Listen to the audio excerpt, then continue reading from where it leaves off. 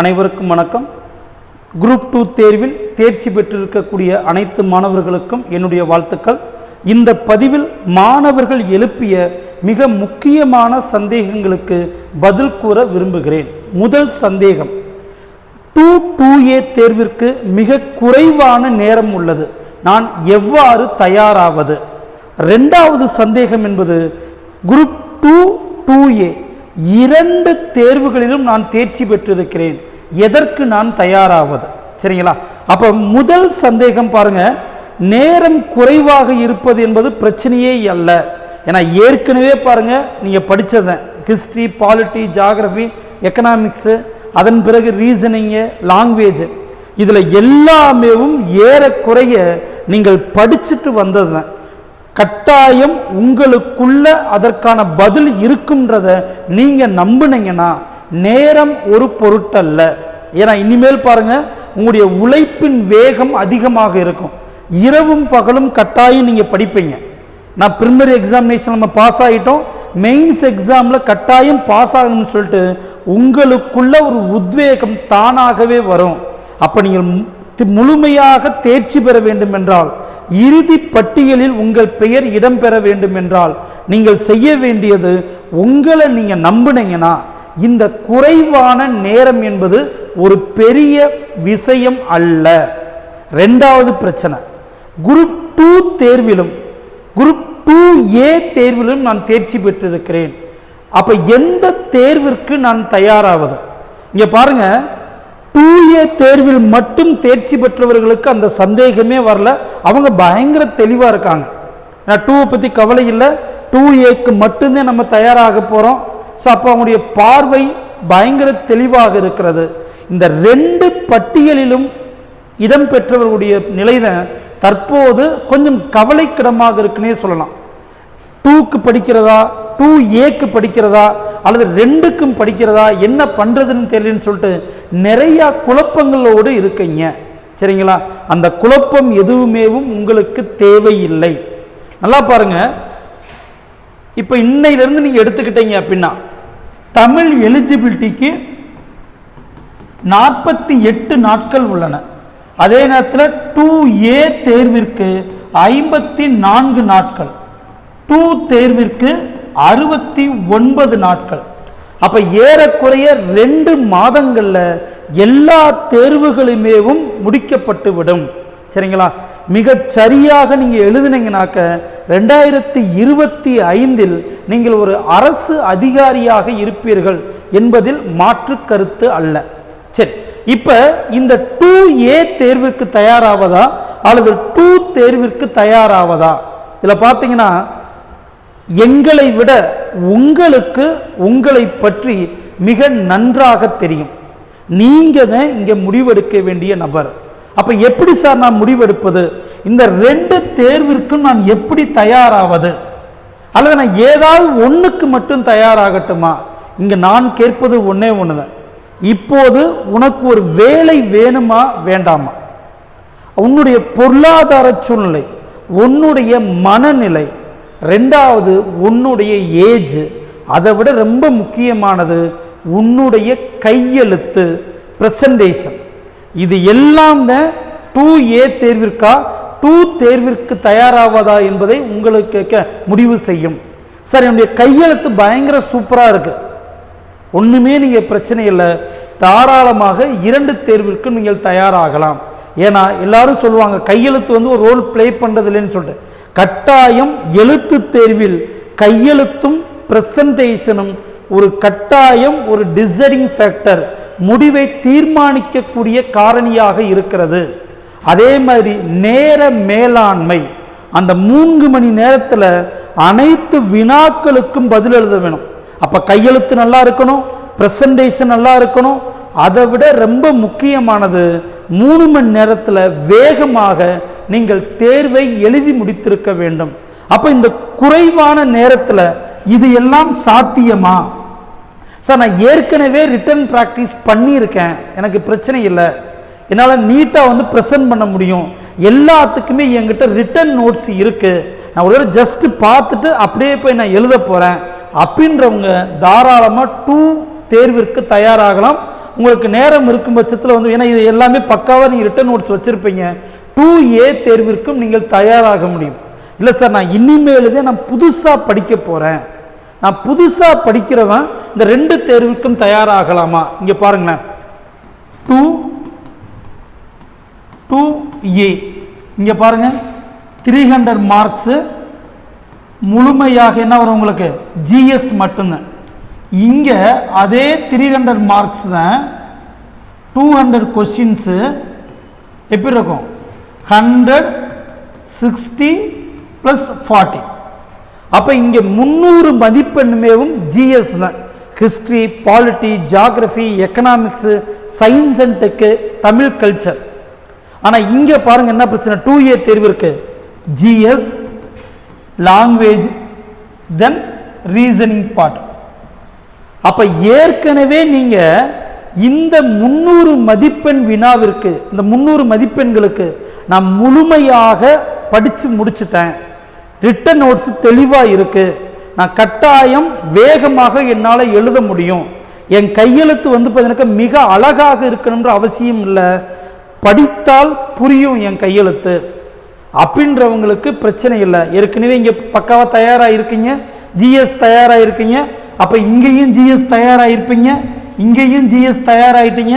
அப்போ இந்த இருக்கக்கூடிய குறைவான நேரத்தில் நீங்கள் லாங்குவேஜையும் ரீசனிங்கையும் படிச்சுட்டீங்க அப்படின்னா தாராளமாக தேர்வில் 2 தேர்விலுமேவும் நீங்கள் வெற்றி பெற்று விடுவீர்கள். இல்லை சார், என்கிட்ட அதெல்லாம் கிடையாது, நான் இனிமேல் தான் நான் புதுசாக படிக்க போகிறேன். அப்போ யோசிச்சு பாருங்கள், புதுசாக இந்த ஜிஎஸ் படிச்சுட்டு அதே நேரத்தில் வந்து பார்த்தீங்கன்னாக்க லாங்குவேஜ் படித்து ரீசனிங் படித்து, சார் நீங்கள் தான் இப்போ அடுத்த கேள்வி, சார் ரீசனிங் தான் நான் இங்கேயே நான் படிச்சிடுறேன்ல, நான் 2க்கு படிக்கும்போதே இப்போ கவனமாக பார்க்கணும், நிறையா மாணவர்கள் இன்னொரு சந்தேகத்தை வர வைக்கிறீங்க, சார் நான் 2க்கு படிக்கிற ஜிஎஸ் அப்படியே 2Aக்கு சரியாக வராதா? கட்டாயம் சரியாக வராது. ஏன்னா இங்கே இந்தியாவுடைய ஜிஎஸ்ஸை இந்தியா ப்ளஸ் தமிழ்நாடு நீங்கள் மேலோட்டு பிரிச்சிங்கன்னா இங்கே முழுக்க முழுக்க தமிழ்நாட்டிற்கு அதிக முக்கியத்துவம் கொடுத்துருக்கிறார்கள். 2 தேர்வில் இந்தியா மற்றும் தமிழ்நாடை பற்றி முழுமையாக நீங்கள் படிப்பீங்க. 2Aவை பொறுத்தவரை தமிழ்நாட்டிற்கு அதிக முக்கியத்துவம் தர வேண்டும். சரிங்களா? அப்போ கவனமாக இருக்கணும். நீங்கள் ஏற்கனவே தயாரானவர்கள் 2 தேர்விற்கும் தயாராகலாம். இல்லை இனிமேல் தான் நீங்கள் தயாராக போகிறீங்கனாக்க உங்களுடைய வயது, குடும்ப சூழ்நிலை, பொருளாதார சூழ்நிலை இதையெல்லாம் காரணிகளாக கொண்டு நீங்கள் ஏதாவது ஒரு தேர்வுக்கு தயாராகுங்க, முடிவுகள் உங்களுக்கு சாதகமாக இருக்கும். அதுக்காக நான் 2 தேர்வுக்கும் தயாராக வேணான்னு சொல்ல, அதை நீங்கள் டிசைட் பண்ண வேண்டியது நீங்கள் தான். உதாரணத்துக்கு நான் ஏற்கனவே அரசு பணியில் இருக்கிறேன், ஏற்கனவே குரூப் 2ல தான் சார் இருக்கேன், குரூப் 2Aல தான் இருக்கேன், இல்லை குரூப் 4லேயே இருக்கேன், எனக்கு ப்ரமோஷன்லேயும் குரூப் 2A வந்துடும். அவர்கள் ஒன்றுமே பிரச்சனை இல்லை, 2 தேர்விற்கு நீங்கள் தயாராகலாம். இல்லை சார் நான் கட்டாயம் எனக்கு இந்த ஆண்டு ஒரு வேலை கட்டாயம் எனக்கு வேணும் அப்படின்றவங்க 2A தேர்வுக்கு தயாராவது நல்லது. அதே நேரத்தில் 2 தேர்வில் உங்களுடைய பெயர் இருந்தால் கட்டாயம் நீங்கள் பாருங்கள், இந்த 2A உடைய சிலபஸ் ஜிஎஸ் படிப்பீங்க இல்லையா, வாரம் ஒரு எழுத்து தேர்வாக நீங்கள் எழுதி பழகுவது என்பது உங்களை 2 தேர்விற்கும் தயார்படுத்தும். நீங்கள் 2A தேர்விற்கு முழுமையாக தயாராகணும். அதே நேரத்தில் வாரம் ஒரு எழுத்து தேர்வாவது 300 மதிப்பெண் வினாவிற்கு நீங்கள் எழுத வேண்டும். அப்படி எழுதி பழகிட்டீங்கனாக்க தாராளமாக 2 தேர்வுகளிலும் தேர்ச்சி பெறுவதற்கு வாய்ப்பு இருக்கிறது. சரிங்களா? சரி, இப்போ அடுத்து வாங்க நம்ம சிலபஸ் பற்றி பேசிடுவோம். 2 உடைய சிலபஸ் பார்த்தீங்கன்னாக்க 300 மார்க்ஸ் ஃபுல்லாகவே நமக்கு பார்த்தீங்க அப்படின்னாக்க ஜென்ரல் ஸ்டடீஸ் தான் தெளிவாக டிகிரி ஸ்டாண்டர்டில் கொடுத்துருக்காங்க. ஸோ இதனுடைய சிலபஸ் அப்படின்றது ஏறக்குறைய குரூப் 1 சிலபஸ் தான். அப்போ நமக்கு இந்த குரூப் 2A தேர்விற்கு வெறும் 69 நாட்கள் உள்ளது. இந்த 69 நாட்களில் கட்டாயம் சொல்கிறேன், நீங்கள் பார்த்தீங்கன்னாக்க மினிமம் குறைஞ்சபட்சம் ஒரு 20லிருந்து 25 எழுத்து தேர்வையாவது எழுதிவிட வேண்டும். அப்போ முதல்ல நீங்கள் பண்ண வேண்டியது பாருங்கள், எப்படி பார்த்தாலும் 300 மார்க்ஸுக்கு ஒரு 1 80+ அப்படின்னா உங்களுக்கு கட்டாயம் நல்ல போஸ்டிங்கே கிடைச்சிடும். அப்போ இந்த 300 மதிப்பெண்களில் 180 மதிப்பெண்கள் நம்ம ஃபிக்ஸ் பண்ணோம்னா தான் அங்கே ஒரு 150க்கு மேலேயாவது வரும். அப்போ இந்த 180 மதிப்பெண்களை நம்ம எவ்வாறு எடுப்பது? அப்போ பாருங்க, மேஜராக உங்களுக்கு எது எதெல்லாம் ஈஸியாக இருந்திருக்கும். கட்டாயம் ஹிஸ்ட்ரி நீங்கள் நிறைய நல்லா படிச்சிருப்பீங்க. பொதுவாக பொருளாதாரம் மற்றும் புவியியலை ஒப்பிடும் பொழுது ஹிஸ்ட்ரி நீங்கள் நல்லாவே ஓரளவு நல்லா படிச்சிருப்பீங்க. அது பாருங்கள், நமக்கு மாடர்ன் இந்தியாவே இங்கே கொடுத்துருக்காங்க. சரிங்களா? அப்போ கட்டாயம் ஹிஸ்ட்ரியில் ஒரு 40 மதிப்பெண்கள். அதற்கடுத்து பாருங்கள், ரொம்ப சிம்பிளாக உங்களுக்கு என்ன கொடுத்துருக்காங்க, பாலிட்டியும் நீங்கள் ஓரளவு நல்லா படிச்சிருப்பீங்க. அந்த பாலிட்டியோட சேர்த்து நீங்கள் பார்த்தீங்கன்னாக்க யூனிட் 9ம் சேர்த்து கொடுத்துருப்பாங்க. அவ்வளோதான். பாலிட்டி, இந்த கவர்னன்ஸ், பப்ளிக் சர்வீஸ் இதெல்லாம் சேர்த்தீங்கன்னாக்க பாலிட்டி ப்ளஸ் யூனிட் 9 சேர்த்தீங்கன்னாக்க அங்கே ஒரு 60 மதிப்பெண்கள் வருகிறது. அப்போ முதல்ல நீங்கள் கவனம் செலுத்த வேண்டியதுன்னு பார்த்தீங்கன்னா, இந்த டிசம்பர் எண்டுக்குள்ள, அதாவது குரூப் 2 தேர்வுக்கு தயாராகக்கூடியவர்கள் இந்த டிசம்பர் எண்டுக்குள்ள ஹிஸ்ட்ரி மற்றும் பாலிட்டியை தரவை என்ன பண்ணணும், நோட்ஸ் எடுத்து தெளிவாக எழுதி வைத்து விட வேண்டும். அதன் பிறகு பாருங்க, ஏற்கனவே படித்த ஜனவரி மாதம் ஏற்கனவே படித்த ஹிஸ்ட்ரி பாலிட்டியை ரிவிஷன் பண்ணணும். அதே நேரத்தில் geography, economics, Tamil society culture, science and tech இதில் எல்லாத்துலேயுமே செலக்டடாக படிக்க பழகுங்க. உதாரணத்திற்கு வந்து இந்த இடத்துல செலக்டட் அப்படின்றது ஒன்று பாலிட்டி, ஹிஸ்ட்ரி பாலிட்டி கம்ப்ளீட்டாக படிச்சிடுறீங்க. ஜாகிரஃபி, எக்கனாமிக்ஸ் இந்த இடத்துல செலக்டடாக படிங்க. நான் சொல்கிறது வந்து பார்த்தீங்கன்னாக்க, இப்போ ஜாகிரஃபின்னு முடிவு பண்ணிட்டு ஜாகிரஃபிக்குள்ளே போய் நீங்கள் செலக்ட் பண்ணக்கூடாது. ஒன்று ஜாகிரஃபியை நீங்கள் ஒமிட் பண்ணாலும் சரி, அல்லது எக்கனாமிக்ஸை நீங்கள் ஒமிட் பண்ணாலும் சரி, எந்த சப்ஜெக்டை படிக்கிறீங்களோ அந்த சப்ஜெக்டை முழுமையாக படிச்சிடணும். இப்போ நிறைய பேர் இங்கே என்ன பண்ணுவாங்க அப்படின்னா, உதாரணத்துக்கு பாருங்கள், ஜாகிரஃபி. இப்போ ஜாகிரஃபியில் நம்ம ஏற்கனவே பார்த்தீங்கன்னாக்க ப்ரிலிமினரி எக்ஸாமுக்கு சிலதெல்லாம் படிச்சிருப்போம், அதை மட்டும் நம்ம படிச்சுக்கலாம். அதற்கடுத்து வந்து பார்த்தீங்கன்னாக்க என்விரான்மெண்டல் சயின்ஸ் இருக்குது, அதை நம்ம படிக்க வேணாம். அப்படி நேரம் என்ன பண்ணுவோம், எக்கனாமிக்ஸ் போயிடுவோம். எக்கனாமிக்ஸில் நம்ம செலக்டடாக படிச்சிருவோம். இப்போ உதாரணத்திற்கு நீங்கள் இந்த பகுதியை மட்டும், உதாரணத்துக்கு சொல்கிறேன், இப்போ இந்த ஃபார் எக்ஸாம்பிள் இந்த பகுதியை மட்டும் நீங்கள் செலக்ட் பண்ணி படிச்சிட்டீங்க. அப்போ இந்த பகுதியை புறாமே நீங்கள் ஒமிட் பண்ணிட்டீங்க அப்படின்னா, ஒருவேளை டிஸ்கிரிப்டிவ் எக்ஸாம் டெஸ்ட்டில் நீங்கள் ஒமிட் பண்ண இந்த பகுதிகளிலிருந்து அதிக வினாக்கள் வந்துட்டா என்ன பண்ணுறது? சரிங்களா? அதனால் நீங்கள் ஒரு சப்ஜெக்டை ஒமிட் பண்ணுங்க, சப்ஜெக்டுக்கு உள்ளே போய் ஒமிட் பண்ண வேண்டாம். குறைஞ்சது பாருங்கள், நமக்கு கொடுத்துருக்கிறது மொத்தம் எத்தனை யூனிட்டு, மொத்தம் 7 யூனிட் இருக்கும். இந்தியன் எக்கனாமியோட சேர்த்து மொத்தம் 7 யூனிட் இருக்குது. அந்த 7 யூனிட்டில் குறைஞ்சபட்சம் 4 யூனிட்டையாவது நீங்கள் பயங்கர தெளிவாக படிச்சிருக்கணும். உதாரணத்துக்கு பாருங்கள், எப்பயுமே கோர் சப்ஜெக்ட்னு சொல்லுவோம், ஹிஸ்ட்ரி, பாலிட்டி, ஜாகிரஃபி, எக்கனாமிக்ஸ். இந்த 4 யூனிட்டை மட்டும் நீங்கள் தெளிவாக படிச்சிட்டீங்க அப்படின்னா பாருங்கள், உங்களுக்கு ஜாகிரஃபியில் 40 மார்க் இருக்கா, ஏற்கனவே சொல்லிட்டேன். ஹிஸ்ட்ரி ஒரு 40 மதிப்பெண், பாலிட்டி ஒரு 60 மதிப்பெண், ஜாகிரஃபி ஒரு 40 மதிப்பெண், எக்கனாமி சோசியோ எக்கனாமி இஷ்யூஸ் ஒரு 40 மதிப்பெண். மொத்தம் சேர்த்தீங்கன்னா 180 மதிப்பெண்களுக்கு நீங்கள் மிக தெளிவாக படிச்சிடுறீங்கன்னு அர்த்தம். அப்போ மீதி இருக்கக்கூடிய 120 மதிப்பெண் இருக்கு இல்லையா, ஸோ அது வந்து பார்த்தீங்கன்னாக்கா நமக்கு நேரம் ஒருவேளை இல்லைன்னா பயப்பட வேண்டாம். அங்கே போயிட்டு வந்துட்டு நமக்கு தெரிந்ததை சும்மா கடைசி நேரத்தில் மேலோட்டமாக ஏதாவது நம்ம ரிவிஷன் எடுத்துகிட்டு போயிருந்தாலும் சரி, அல்ல ஏதாவது ஒரு மெட்டீரியல் நம்ம வாட்ச் விட்டு போயிருந்தாலும் சரி, இதை நீங்கள் எழுதுனீங்கன்னா கூட போதும், கட்டாயம் ஓவரால் மதிப்பெண்கள் உங்களுக்கு தெளிவாக வந்துடும். அப்போ இந்த 180 மதிப்பெண்களில் ஒரு 150 மதிப்பெண்களாவது எடுக்கிற மாதிரி நீங்கள் தெளிவாக திட்டமிட்டு படிக்கணும். இங்கே ரொம்ப முக்கியமானது திட்டமிடுதல். சரிங்களா?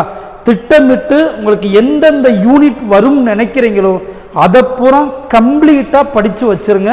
நேரம் என்பது நமக்கு ரொம்ப ரொம்ப குறைவாக இருக்கிறது. 2 தேர்விற்கு தயாராகக்கூடியவர்கள் சப்ஜெக்டை செலக்ட் பண்ண தெரியணும். அதே நேரத்தில் வந்து பார்த்தீங்கன்னாக்கா ரிட்டன் டெஸ்ட் எழுத்து தேர்வுன்றது ரொம்ப முக்கியம். 3 days once, 3 நாளைக்கு ஒரு எழுத்து தேர்வாவது நீங்கள் கட்டாயம் எழுதி பழகி இருக்க வேண்டும். அப்படி 3 நாளைக்கு ஒரு தேர்வாவது நீங்கள் எழுதலைனாக்க குரூப் 2 தேர்வில் தேர்ச்சி பெறுவது என்பது மிக மிக கடினமானது. சரிங்களா? சரி, அடுத்து வாங்களேன். 2A தேர்வு பாருங்க. ஏற்கனவே நம்ம இங்கே பேசுனது, ஏற்கனவே இதற்கு நம்ம தெளிவாக ஒரு வீடியோவையும் நம்ம பதிவு பண்ணியிருப்போம்.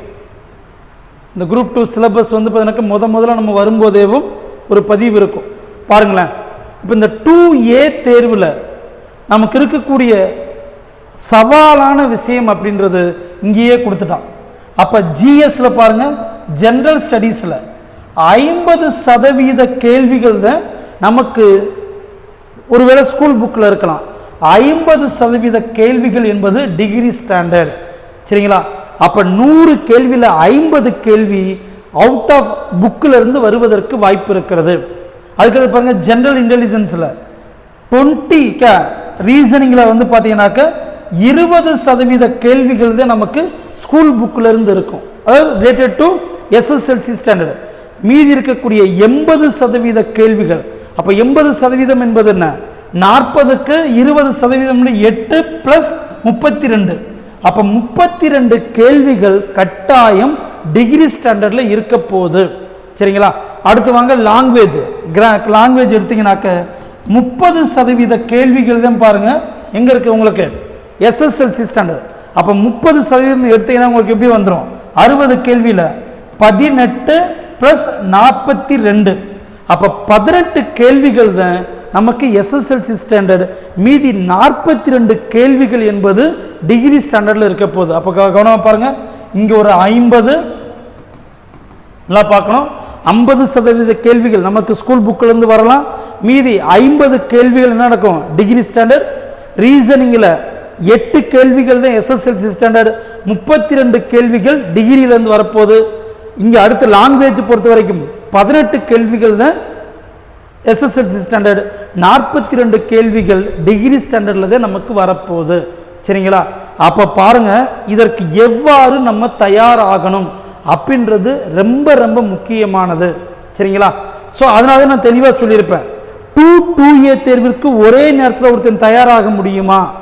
யார் முடியும் என்றால், ஏற்கனவே ஜிஎஸ்ல கம்ப்ளீட்டாக எழுதி பழகியவர்களுக்கு மட்டும் 2 தேர்விலும் தயாராவது என்பது எளிது.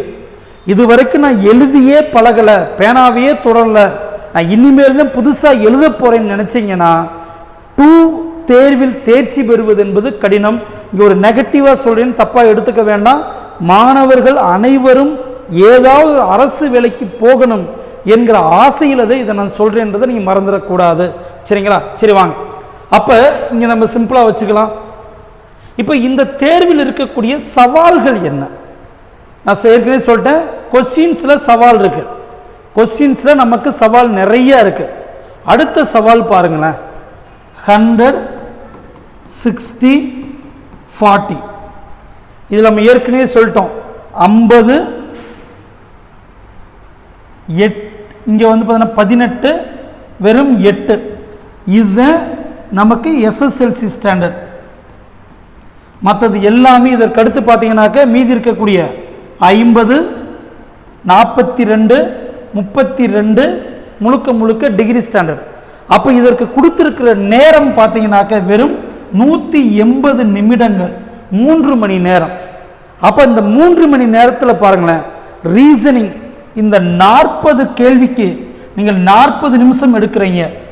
அதே நேரத்தில் இந்த 60 வினாக்களுக்கு 60 நிமிஷம் எடுக்கிறீங்க. அதே மாதிரி பார்ப்பாங்க, இங்கேயே வந்து பார்த்தீங்கன்னா 100 நிமிடங்கள் முடிஞ்சிடும்.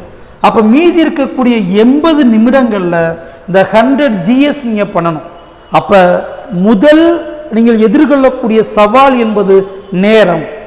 அப்போ எவன் ஒருத்தன் தேர்ச்சி பெறுவான் அப்படின்னா, ஒரு கேள்வியை ரீட் பண்ணுறீங்க, பதில் தெரியலைன்னா ஸ்கிப் பண்ணிட்டு அடுத்த கொஸ்டினுக்கு நீங்கள் போய்விட வேண்டும். இப்போ லென்த்தியாக ஒரு கொஸ்டின்ஸ் வருது, ரீட் பண்ணுறோம், ஆன்சர் வரல, பட்டுன்னு அடுத்த கேள்விக்கு போயிடணும். உதாரணத்துக்கு ரீசனிங்லாம் அந்த பிரச்சனை தான் வரும். உதாரணத்துக்கு பார்த்தீங்கன்னா சீட்டிங் அரேஞ்ச்மெண்ட்டு, அதற்கடுத்து வந்து பார்த்தீங்கன்னா ஸ்டேட்மெண்ட் கொஸ்டின்ஸு, ஸ்டேட்மெண்ட் ரீசனிங், இது எல்லாமே வந்து பார்த்தீங்கன்னா நீங்கள் ஒரு நிமிஷத்தில் முடிக்க முடியாது. அப்போ அதையெல்லாம் ஸ்கிப் பண்ணிவிட்டு, அதாவது நல்லா ரீசனிங்காக நான் பயங்கரமாக தயாராகியிருக்கேன், ஒரு நிமிஷத்தில் என்னால் ஒரு கேள்வியை பதில் சொல்லிட முடியும்னா பிரச்சனை இல்லை. உங்களுக்கு டைம் ஆகுதுன்னு நீங்கள் நினச்சிங்கன்னா ஸ்கிப் பண்ணிவிட்டு அடுத்தடுத்த கேள்விகளுக்கு நீங்கள் போயிடணும். உதாரணத்திற்கு நேற்று ஒரு மாணவர்களோடு என்கிட்ட பேசினார், சார் போன குரூப் 2 மெயின்ஸில் வந்து பார்த்தீங்கன்னாக்கா நான் சரியாக பண்ணாமல் விட்டுட்டேன், ஏன்னா லாஸ்ட்டு 2 ஒரு 16 மார்க் நான் எழுதலை, அந்த கடைசியில் இருந்த 2 கேள்விகளுமே எனக்கு தெரிந்த கேள்விகள், ஸோ அதுக்கு வந்து நான் பார்க்காம விட்டுட்டேன். இங்கே வந்து நான் எல்லோரும் சொல்லும்போது எனக்கு ரொம்ப கவலையாக இருந்தது இந்த பிரச்சனை தான். ஒருவேளை கடைசியில் இருக்கக்கூடிய ஒரு 50 கேள்விகள் கூட உங்களுக்கு தெரிந்த மிக எளிதான கேள்விகளாக இருக்கலாம். அப்போ வேகமாக என்ன பண்ணணும், பதில் தெரிஞ்ச கேள்வியை கிளிக் பண்ணிவிட்டு பதில் தெரியாத கேள்வியை நம்ம கடைசியாக பார்த்துக்கணும்னு ஒருத்தர் எடுத்தானாக்க கட்டாயம் அவங்க தேர்ச்சி பெற்று விடுவார்கள், மறந்துட வேண்டாம். அப்போ முதல் சவால் என்பது கேள்விகளுடைய எண்ணிக்கை ஏறக்குறைய பாருங்க, முக்கால்வாசி கேள்விகள் உங்களுக்கு எங்கிருந்து வரப்போகுது, டிகிரி ஸ்டாண்டர்ட்லேருந்து. இது முதல் சவால். 2வது சவால் என்பது நேர மேலாண்மை 2வது சவாலாக இருக்கும். அப்போ இதற்கு எல்லாம் எவ்வாறு நான் தயாராவது, ரொம்ப செலக்டடாக பாருங்க. ஹிஸ்ட்ரி எப்படி பார்த்தாலும் 20 கேள்வி கொடுத்துருக்கான், பாலிட்டி 30 கேள்விகள். அப்போ இந்த 2லையுமே 50 கேள்வி உங்களுக்கு முடிஞ்சிருது, சரிங்களா. இப்போ அடுத்து பார்த்தீங்க அப்படின்னாக்க தமிழ் ஆர் இங்கிலீஷ் உங்களுக்கு 60 கேள்வி, ரீசனிங் 40 கேள்வி. அப்போ நல்லா பாருங்க, history, polity, Tamil R English, அதாவது தமிழ் 60, ரீசனிங் 40. அப்போ இந்த 4 சப்ஜெக்டை மட்டும் ஒருத்தன் மிக தெளிவாக வச்சிருக்கான். அப்போ இதில் இருக்கக்கூடிய 150 வினாக்களில் அவன் அசால்ட்டாக ஒரு 130+ போட்டுறாங்க அப்படின்னு நீங்கள் தயாராகிட்டீங்கன்னா மீதி இருக்கக்கூடிய 50 வினாக்களில் கடைசி நேரம் நம்மகிட்ட இருக்கக்கூடிய மெட்டீரியலை ரீட் பண்ணிட்டு போனால் கூட நமக்கு ஒரு 10லிருந்து ஒரு 20 வரைக்கும் சரியாக வாய்ப்பு இருக்கிறது. அப்போ ஓவரால் கூட்டும்போது என்ன வந்துடுவீங்க, 200 கொஸ்டினுக்கு 150+ சரியாக பதிலளித்து விடுவீர்கள். அப்போ இங்கே நீங்கள் செய்ய வேண்டியது சப்ஜெக்டை செலக்ட் பண்ணுறீங்க. முதல்ல நீங்கள் செய்ய வேண்டியது எந்தெந்த சப்ஜெக்ட் அதிக மதிப்பெண் இருக்கிறது. நான் ஏற்கனவே இந்த பதிவிலே சொன்னது தான், நீங்கள் சப்ஜெக்டை ஒமிட் பண்ணுங்க, சப்ஜெக்டுக்கு உள்ளே போயிட்டு ஒமிட் பண்ணக்கூடாது. உதாரணத்துக்கு நிறைய மாணவர்கள் என்ன பண்ணுவாங்கனாக்க அவனுக்கு தெரிஞ்சதாக படிச்சுட்டு போகிறது. உதாரணத்துக்கு இங்கே பார்த்தீங்கன்னாக்க அட்வென்ட் ஆஃப் யூரோப் இதெல்லாம் நம்ம என்ன பண்ணல, பிரிலிமினரி எக்ஸாமுக்கு பெருசாக படிக்கலை. சோசியல் ரிஃபார்ம் படிச்சுட்டோம், அதுக்கடுத்து வந்து பார்த்தா நேஷனல் மூணு இதை நம்ம படிச்சுட்டோம். சங்கம் ஏஜ் எங்கேருந்து வரும்னு தெரியல, ஆர்கியாலஜி எவிடன்ஸ்னு நம்ம சரியாக படிக்கலை.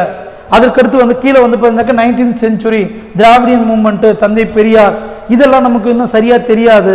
அப்போ நீங்கள் தெரிஞ்சதை மட்டும் நல்லா படிச்சுட்டு தெரியாததை படிக்காமல் விட்டுறாதீங்க. நான் திரும்ப திரும்ப சொல்கிறேன், ஹிஸ்ட்ரி நீங்கள் படிக்கலை கவலையே இல்லை, முழுமையாக விட்டு போங்க, கட்டாயம் நீங்கள் பாஸ் ஆகிடுவீங்க. ஆனால் இது ஒரு சப்ஜெக்ட் ஹிஸ்ட்ரிக்குள்ளே போய் செலக்டட் டாப்பிக்கை மட்டும் ஒமிட் பண்ணி பழகாதீங்க. ஏன்னா நீங்கள் ஒமிட் பண்ணக்கூடிய ஏரியாவிலிருந்து கேள்விகள் அதிகமாக வந்துட்டால் மாட்டிப்பீங்க, சரிங்களா. அதனால் ஒரு சப்ஜெக்டை நீங்கள் ஒமிட் பண்ணலாம், சப்ஜெக்டுக்கு உள்ளே போய் நீங்கள் ஒமிட் பண்ணக்கூடாது. முடிஞ்ச வரைக்கும் இந்த குரூப் 2 2A தேர்விற்கு இருக்கக்கூடிய இந்த 2 மாத காலங்களுக்குள்ள 2A தேர்விற்கு 54 நாட்கள், 2 தேர்விற்கு 69 நாட்கள் உள்ளது. அப்போ இந்த நாட்களுக்குள்ள வந்து பார்த்தீங்கன்னாக்க முறையான திட்டமிடுதல், எந்தெந்த பாடங்களை படிக்கணும் அப்படின்ற சரியான திட்டமிடுதல் இருந்துச்சுன்னா கட்டாயம் நீங்கள் தேர்ச்சி பெற்று விடுவீர்கள், அதில் எந்த சந்தேகமும் கிடையாது. ஸோ அதற்காக பாருங்கள், மாணவர்கள் பயன்பெற வேண்டும் அப்படின்ற நோக்கத்தோடு மதுரை ஆர்கே ஐஏஎஸ் அகாடமி ஒரு டெஸ்ட் சீரீஸை நம்ம என்ன பண்ணியிருக்கோம், லான்ச் பண்ணியிருக்கோம். ஸோ தாராளமாக பார்த்தீங்கன்னாக்கா 3 days ஒன்ஸியாக 3 நாட்களுக்கு ஒரு தேர்வு நடக்கும். ஸோ ஃபஸ்ட்டு சீரீஸ் வந்து பார்த்தீங்கன்னாக்கா உங்களுக்கு ஹிஸ்ட்ரியும் எக்கனாமியும் போகும், அதற்கடுத்து அதோடைய ரிவிஷன், அதன் பிறகு பார்த்தீங்கன்னாக்கா பாலிட்டி, ஜியாகிரஃபி அதோடைய ரிவிஷன், தென் அதுக்கடுத்து சயின்ஸ் அண்ட் டெக்கு, 5 முழு மாதிரி தேர்வுகள் ஆஃப்லைன் ஆன்லைன் ரெண்டுலேயுமே நடத்த நம்ம திட்டமிட்டு இருக்கிறோம். ஸோ நாளைக்கு உங்களுக்கு ஃபஸ்ட்டு டெஸ்ட் ஆரம்பமாகுது. ஸோ இது தேவைப்படக்கூடிய மாணவர்கள் பயன்படுத்தி கொள்ளுங்கள். உங்களுக்கு எந்த சந்தேகம் இருந்தாலும் சரி, நீங்கள் கோர்ஸில் ஜாயின் பண்ணாலும் சரி, ஜாயின் பண்ணலைனாலும் சரி, உங்களுக்கு எந்த சந்தேகம் இருந்தாலும் தாராளமாக எங்களை தொடர்பு கொள்ளலாம். உங்களுக்கு தேவையான அனைத்து உதவிகளும் எங்களால் செய்து தரப்படும். சரிங்களா? ஸோ ப்ரிலிமினரி எக்ஸாமினேஷன் பாஸ் ஆகிட்டீங்க. அதை விட மிக மிக முக்கியமானது, இறுதி பட்டியலில் உங்கள் பெயர் இடம்பெற வேண்டும். சரிங்களா? ஸோ அதற்கு நீங்கள் செய்ய வேண்டியது சரியான திட்டமிடுதல், சரியான கைட்லைன்ஸ்ன்றது ரொம்ப ரொம்ப முக்கியமானது. ஸோ நீங்கள் கட்டாயம் இந்த தேர்வு தொடரை நீங்கள் பயன்படுத்தி கொள்ளுங்கள். அப்படியும் இல்லைன்னா உங்களுடைய சந்தேகங்களை கேளுங்க. அதற்கு நாங்கள் கட்டாயம் உதவி செய்ய தயாராக இருக்கிறோம். சரிங்களா? ஸோ அடுத்த பதிவில் நம்ம பார்க்கலாம். நன்றிப்பா.